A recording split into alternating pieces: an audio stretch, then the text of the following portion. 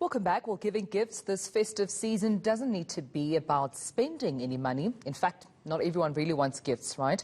The authors of the book, The 5 Love Languages, The Secret to Love That Lasts, say people have very different ways of expressing themselves and that receiving gifts is one of the most misunderstood acts of love. But to tell us more, we're joined now by financial journalist, that's Maya Fisher-French. Maya, good to have you and good morning to you. So tell us, what are the 5 ways to make someone feel loved and appreciated this festive season? So this is so important, and it's so important to understand how the person you're trying to show your feelings to actually, you use their language, their love language, because we're actually all very different. So these authors have identified as sort of 5 key characteristics. So the first, for example, is quality time. You may have a child or a partner who just wants to spend time with you. If that is the case, play board games with your children, go and do sport with them, or maybe set a weekly date with your partner. Those are ways to make that person feel valued and loved.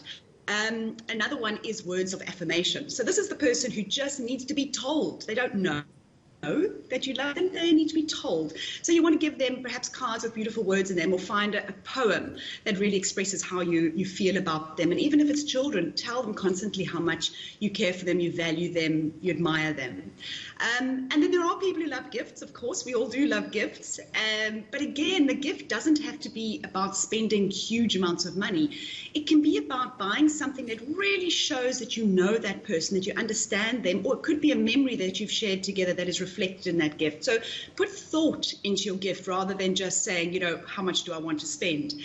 And then there are those who love physical touch. They love hugs. They love you holding their hand. A foot massage, for example, is a very popular one for people with physical touch.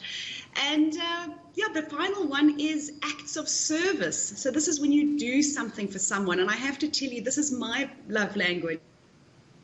I love you make me a cup of tea, and I'm like, oh, I feel so cared for. Breakfast in bed, my absolute favorite.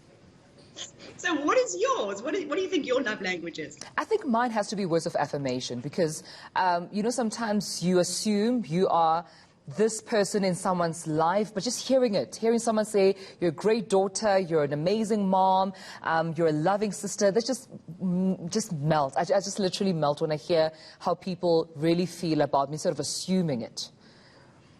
Absolutely, and it's so wonderful, if you share that with your family, you say, just tell me how you feel, and maybe we'll get it. I think we need to tell other people as well what we need. So maybe this festive season is about finding out, make it a journey, find out what it is in the people that you want to share your love with and tell them how much you love them.